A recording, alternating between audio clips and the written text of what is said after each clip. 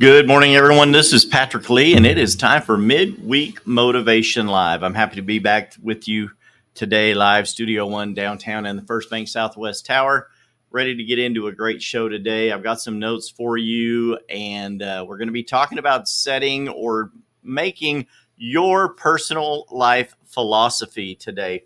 The plan for your life, the things that you live your life by, and if you don't have one, why that's important to you. It should be important to you, and maybe I'll give you some tips today or some pointers on how to start adopting some of these things into your life and create a personal philosophy of your own for your life. We'll be back. You know the drill. We'll be back right after this. Stay tuned.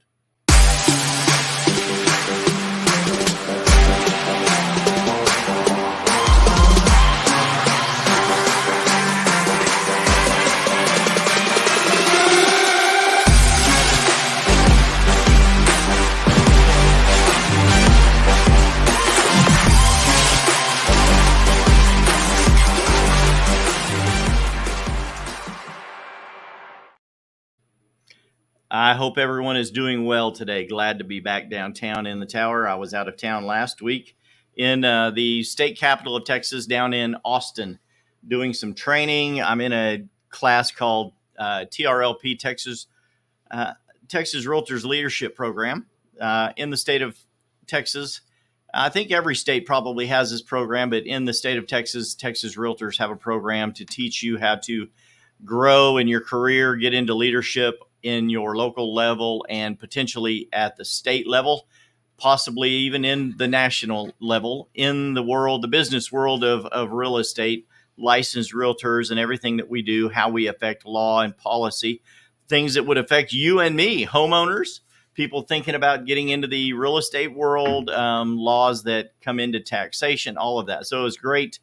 We did a power replay last week of a great show. I hope y'all caught that. A lot of people go in and watch the power replay and don't even realize it was a power replay. They'd say, wow, Patrick Lee, the great show. It sounds familiar, but maybe you had seen that show in the past, and we did a replay last week. Glad to be live today. People already tuning in. Hello, Pete. People watching live and around the world here to Midweek Motivation Live. Talking today about developing your personal philosophy here on Midweek Motivation Live on all major podcast platforms. Now, wherever you go to watch your podcast, you can search for us, Midweek Motivation Live with Patrick Lee, and we will show up at the top of your search. Within the top couple podcasts in your search bar, you will find us. And if you're watching us by way of LinkedIn Live, you can go back in and watch the show live or later on, as well as on Facebook and other social media. If you watch the show on YouTube, please be sure and click on the subscribe below the channel, below the video, and click on the bell to get notifications when we go live and when we have uploaded another show to our YouTube channel as well. That is growing, and we sure appreciate that. Today, developing your personal philosophy, 6 keys to doing that. I've taken some of this from other people. One of the people I listen to a lot, you guys know, I've referenced on the show, Jim Rohn, one of the great motivational speakers of all time. And he's one of the motivational speakers to the motivational speakers. So people in this personal development space, many of them will reference Jim Rohn in the latest issue of Success magazine, owned by eXp World Holdings, Inc. We have a great article by Jim Rohn, and I'm going to reference some of that today. Many of these things I have adapted into my life throughout the years, and I continue to share some of these concepts. But today, maybe you don't have a personal philosophy for your own life. And if you don't, I will say this. I'm going to give you the bonus tip at the beginning of the show instead of the end, and I'll probably repeat it at the end. If you do not have a personal philosophy for your life, chances are you are living everyone else's. Let that sink in for a minute. Literally, if you don't have a chart, have not charted a path for your own life, you are living the life philosophy of everyone else. And that's no way to get through life. Number one, the first tip at setting a personal life philosophy for you would be charting your course.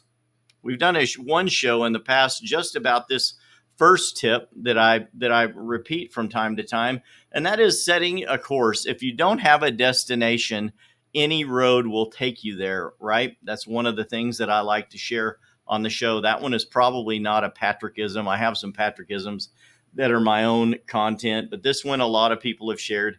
But this is the way I like to say it. If you don't have a destination, any road will do. Okay.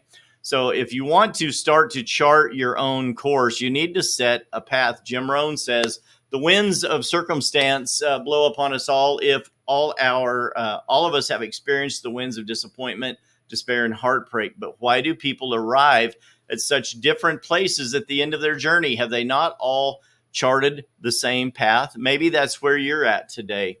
We need to set the destination of where we want to go. You need to set your path, right? Many times the Lord, you can call it the universe, I call it God, he illuminates our path one or two steps at a time.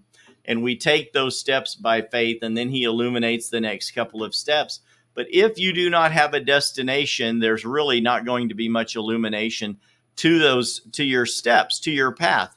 You're not going to know where you're going. Your future is going to be blurry, dark, shaded, and shadowed.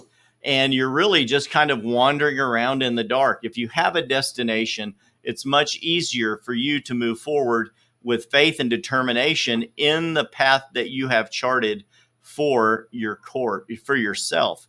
Sailors use that term, chart your path, then set your sail according to what path you have charted, right? There's not a whole lot of $10 words we need to use to say that, right? Set your path, set your sail, chart your course. The set of the course or the path, or how we think of that and how we respond to that, is going to play a big portion of how we move forward in our personal philosophy. The set of your path, or how you think of or respond to that, is going to have a great capacity to destroy your life other than help your life if you do not respond properly to the path you have chosen. How quickly you respond to adversity along the path is also far more important than the adversity itself. The great challenge of life is to control the process of your thinking as you move along the path. Set your path, determine your road. I've driven a lot in the last few weeks, all over the state, all over the panhandle of Texas. I use a little app called Waze. I don't know, some of you call it Wazy, Waze. I call it the Waze because to me it means roadways. And I will set my destination in there. It will chart the course for me. I will weigh that against a couple of other roads, and then I set that path. You hit go, and it kind of tracks you as you go along. And it also, this little app will, and this is not a plug for the Waze app, but it will tell you if there are roadblocks, if there is something in the road ahead of you, if there is someone getting a ticket ahead of you, a speed trap, if there are police noted on the road, if there's a car broken down, if whatever. And it will let you know as you go along the path, and you can respond to those things accordingly. Maybe some of you use that same app. Some of the people that watch the show turned me onto that app a long time ago. Good morning, Haley. Good to see you watching the show as well. So maybe some of you use that Waze app, but I use that app because it helps me. I chart my path. But today we're talking about your life path. Number one tip for developing your personal philosophy: set a goal on where you want to go in life. Number two, read. Readers are leaders. I will say that again. Readers are leaders. How are you going to consume knowledge other than social media and the fake news media? Number one, social media, nearly everything on social media that you cannot prove to be factual is not factual. It's made up. People put out what they want you to see. There are appearances and facades and masks all over things on social media. So if you take all of your information that you put into your eye gate and you listen to babbling brooks from here and there that are just puking pablum out to you to tell you things that you want to hear, you end up not learning. You end up in the shadows, the muck and the mire of life, So I would say read. A person that has done their research and has taken the time to write something down and put it on permanent record can generally be much more trusted than things that you just hear on social media or fake news media as well. So we say at church and in business, readers are leaders. People from all walks of life who've had some of the most incredible experiences taking the time to write these experiences down.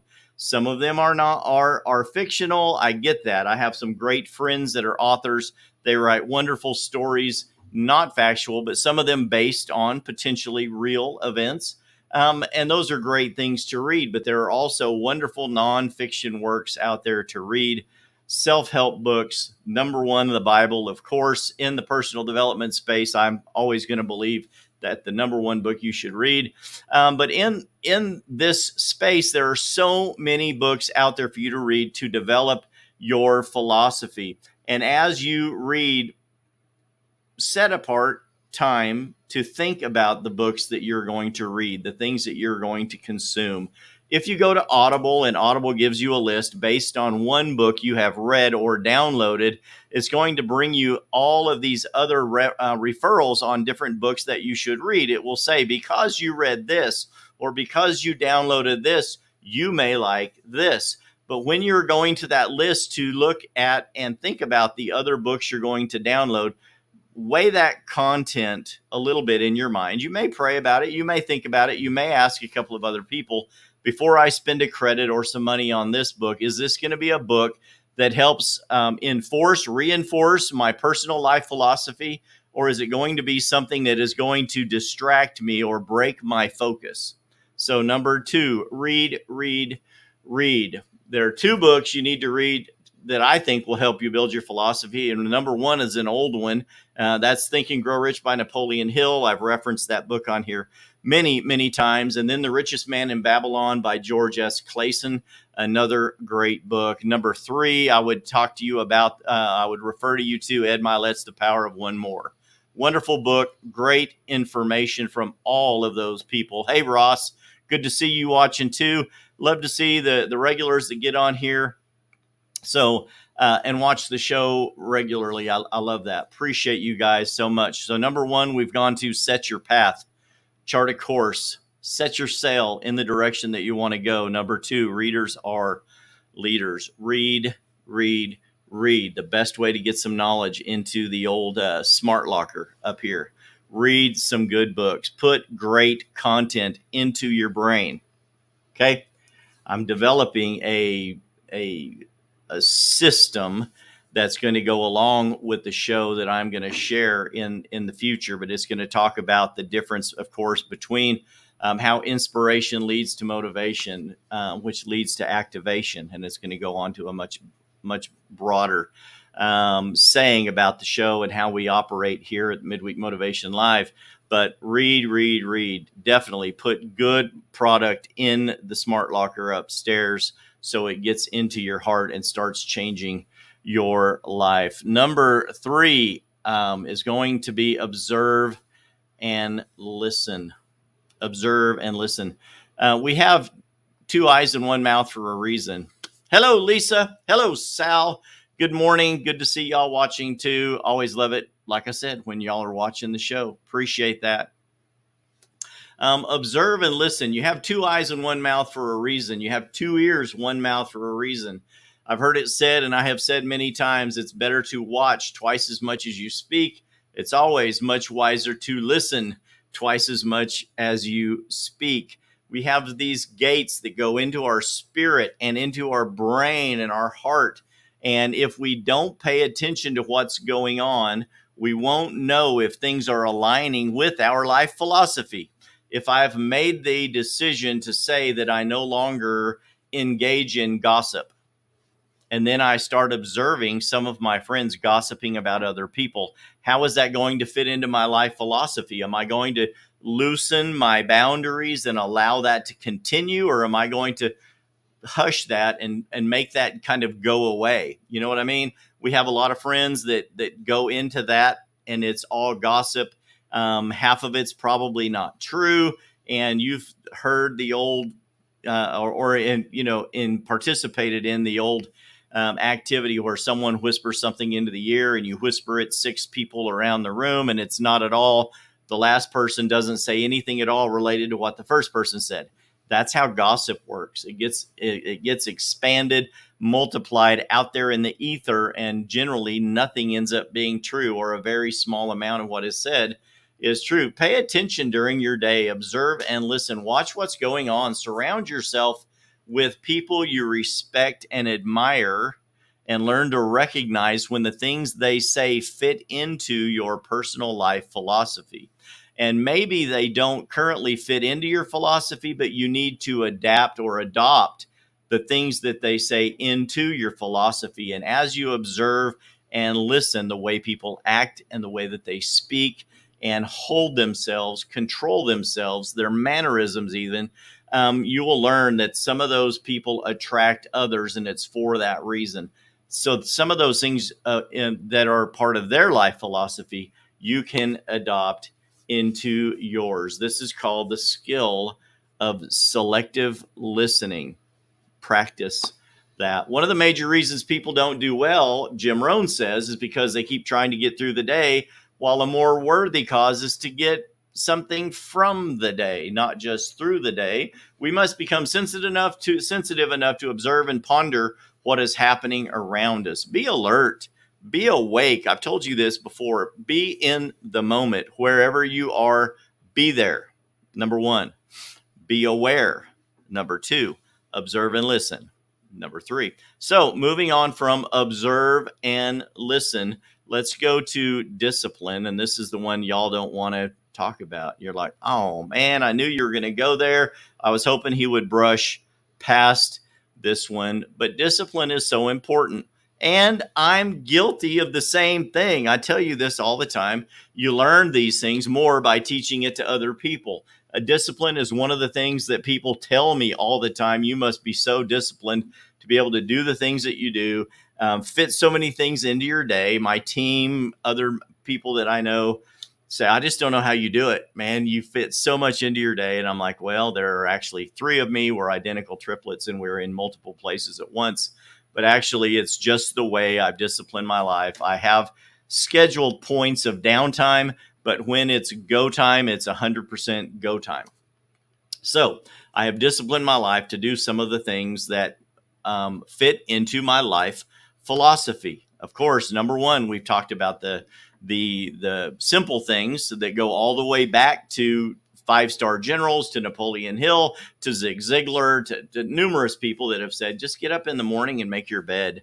Make your bed, wash your face, cold water, get ready to start your day. Get solidified or, aligned with God, your faith in the morning. Say some prayers, say your positive affirmations if that's what you do, but start your day well. Get your discipline to starting your day with discipline in your routine, and then you're more ready to go out and attack the day. Every day is filled with dozens of personal crossroads, challenges, opportunities, moments when you're going to be called upon to make decisions regarding major things as well as minor things. In the real estate world, I'm called on to make hundreds of decisions a day. Sometimes it's mind numbing how many decisions we're called on to make. But as we go through life, that's just part of life. If I have a philosophy of how I'm going to live, how I'm going to operate in my personal life and my business life, I'm going to continue to make decisions that align with who I want to be and who I have set myself out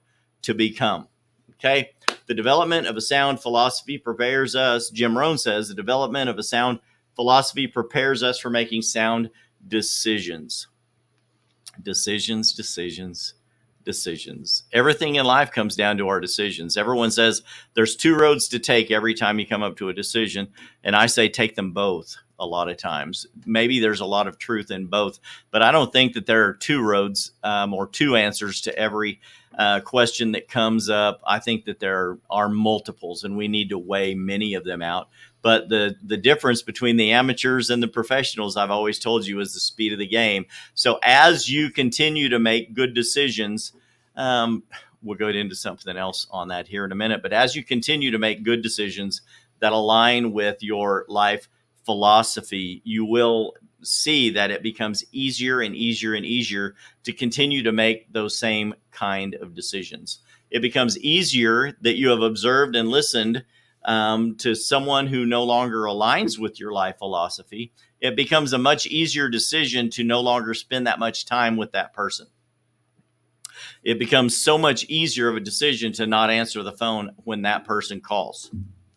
Your phone is your phone, and that person calls you. A lot of them just call willy-nilly. And I know it sounds like I'm an old man when I say that, but people just pick up the phone and randomly just call someone and go, "Oh, I'm thinking about so and so. I need to call them, and I want blah blah blah blah blah blah."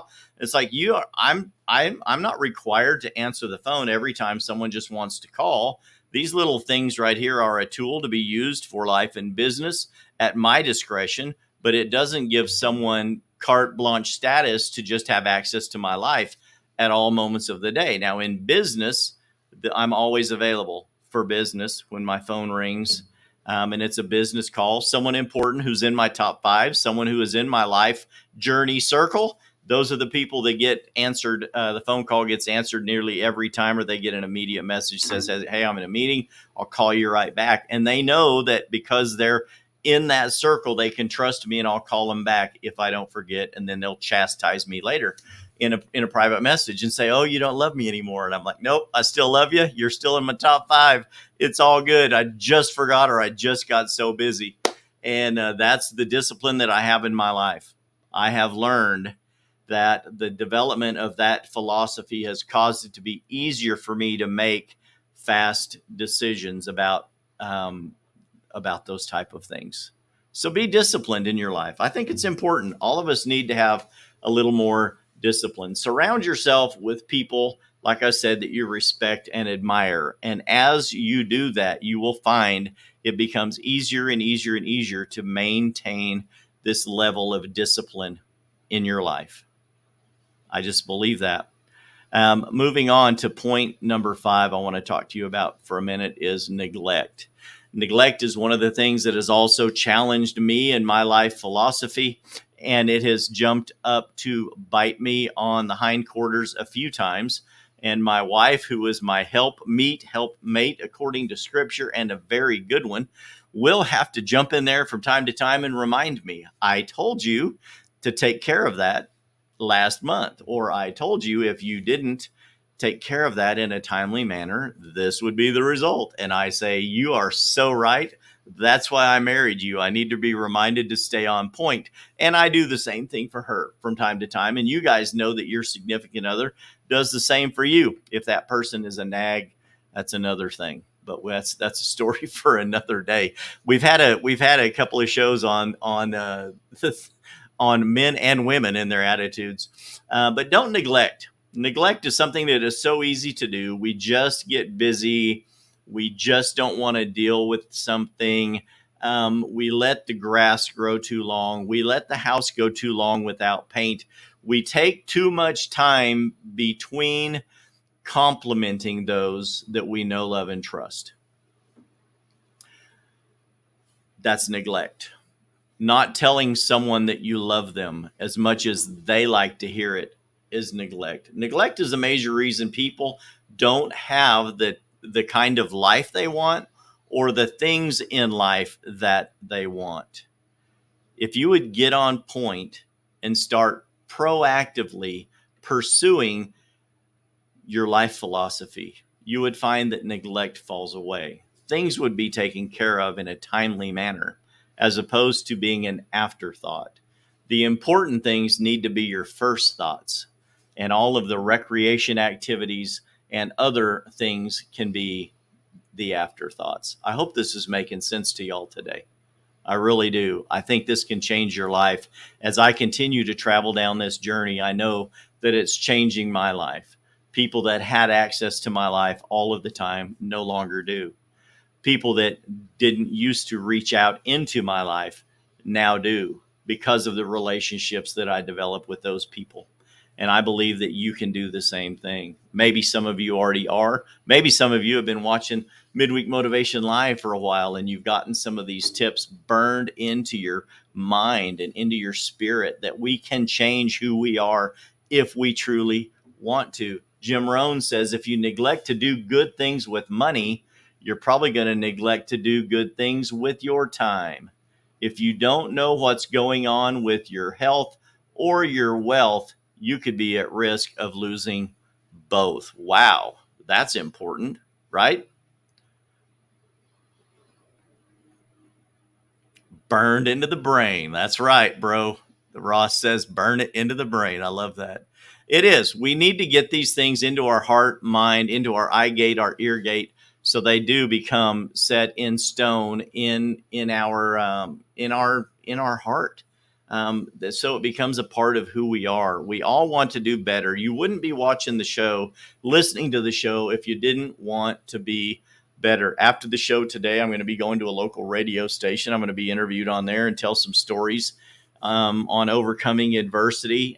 Someone reached out to me and has watched the show, and they want to talk to me about some of these topics we're going to be talking about today on KGNC Radio News Talk AM 710 at 11:30, and that's going to be exciting. But it is these things that I've started teaching and developing, the concepts, the thoughts, the things that I'm learning, the places that I'm going, the books that I'm reading, that I try to bring these things to you to help you, man. I love you guys. I want you all to do better in life. So don't neglect. Set up new disciplines to change your life. Don't neglect. Everything is within your reach if you'll just read the books. Use a journal, write down some of the things. I could add that tip. Jim Rohn is a big proponent of journaling. I have not been a good journaler. I've gone through stages where I do. I used to be a Benjamin Franklin planner guy for years, and I carried a planner, and everything in my life would be calendared out and scheduled. ABCs and 1, 2, 3s, baby. And those were some good times. But then I've also gone to where I would journal things and write everything out. And I am a writing type of learner. So as I write things down longhand, it helps me ingrain it into my brain as well. Engrave it, as Ross said, burn it into your brain. But journaling is a great one. Read books, practice the disciplines, and wage a new and vigorous battle against neglect in your life. And then number 6, learn from your successes and your failures. I've told you before in the past, nothing is a mistake if you learn from it, right? That one is a Patrickism. Ed Milet says it this way: nothing in life happens to you, everything in life happens for you. Maybe that's a more intelligent way to say it. I don't know. I kind of like my way too. Nothing is a mistake if you learn from it. So learn from successes and failures. There are some things that aren't necessarily mistakes, but there are some areas in life where we fail to do the things that we set out to do. We fail to be as successful in a certain area as we intended to. Jim Rohn calls it failure. I don't know that it's necessarily failure, but it may be failure to hit the mark, and you could say it that way. But there are sometimes, man, let's just get down to brass tacks. Sometimes we don't do as good as we set out to do. We miss the mark. We don't achieve the goal. And when that happens, we learn from that, right? Nothing is a mistake if you learn from it. So it was actually a teaching moment when you didn't hit that goal and you realized your philosophy may be a little weak in an area, and you need to shore that area up. You need to strengthen that. Maybe you need to read another couple of books on a topic. In the real estate world, I've been learning a lot about this in my journey towards becoming a broker. And a lot of people talk to me all the time. They think I already am. And I'm not a broker. I'm a licensed sales agent, but a team leader. So I'm a designated supervisor within my brokerage, but I'm not a licensed broker yet. But I study a lot on brokerage and all of the things. I take brokerage classes to be a team leader. And one of the things that I have learned in this journey towards becoming a licensed broker is most of the fines that are levied are very small against realtors that act up or failure to provide fiduciary duty to their clients. Most of the time, and someone that does not perform properly will get a letter from the state that says, hey, listen, you're performing a little under par in this area, and to correct that, we're going to recommend you go out and take these 2 classes. So you get a letter from the state and they say, hey, you go and take this class. And once you've taken the class, we're going to get record of that. And we're going to understand that maybe you understand the importance of how you act in this certain area. And we will have the knowledge that you've at least taken that class, and probably you're going to act a little better in the future. When I used to get tickets, I used to be a traveling salesman years ago, and I would get tickets frequently. And in lieu of having to pay that ticket, you could take defensive driving. Why would you take defensive driving? Because they wanted you to understand the importance of your wrong driving and how important it is for you to learn to drive right for your safety and the safety of everyone else, right? So they would recommend you take a defensive driving class. So you learn how to become a better driver so we all don't make the same mistakes in the future. Ross says, do you know how it is when you get stronger when lifting weights? Absolutely. You lift until failure. You can't succeed in getting stronger without having failure along the way.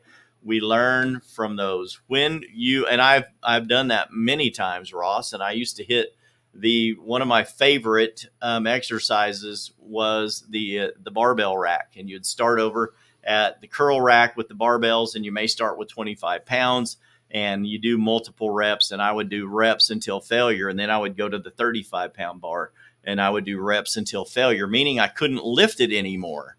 And then I would rest for a couple of minutes, and I'd go get the heavier weight, and I would do that again. And in the beginning, it got to where I couldn't lift more than about 60 or 70 pounds curling. But after about a month, I was up to curling multiple reps, about 120 pounds with a little curl bar. And it's because I worked my muscles to failure. So then they knew when they grew back stronger. And your life is the same way. Don't neglect to work out. Yes, but we're on topic number 6, not number 5. So learn from successes and your failures. What are the things that I've learned when things go my way that I need to continue to do more of? When a teammate that I have encouraged does well, someone that I have trained goes out and sells multiple homes in the first couple of months. We've had multiple agents here at the Patrick Lee Group that have gone out in their first 2 or 3 months of being an agent, some of them in their first month, and done 3 or 4 or 5 deals, which is generally unheard of in real estate. Some agents I know personally have went their whole first year and didn't do any transactions. They didn't help someone buy a house or sell a house. Unfortunately, the average real estate agent sells 4 to 6 transactions a year, maybe 8. But at the Patrick Lee Group, shameless plug, on average, our agents sell over 20 transactions a year, and that's some of them at the minimum. So some of them do much, much more than that, and it's all through these things. We learn what works, we do more of it. We learn the things that don't work, how to recognize the areas where we are lacking, where we're not hitting the mark, and we train to get better in that area. Does that make sense to you? I hope it does. We have run out of time today. I thank each and every one of you for coming back, watching us each and every week here at Midweek Motivation Live. I'm going to get off here and head out to another appointment, go help some more people. The bonus tip I've shared with you earlier at the beginning of the show was this: if you don't have a personal philosophy, you're just living according to everyone else's. Go out there today. Get uncomfortable. Remember, courage begins at the end of your comfort zone. We like to say that here at the Patrick Lee Group, as well as here on Midweek Motivation Live. Y'all go out there and get uncomfortable today. It has been a pleasure talking with you. Thanks, Pete. Appreciate that. Great show. The accolades are coming in. The crowd goes wild. We love it. You guys have a blessed day. I'll see you soon. Bye-bye.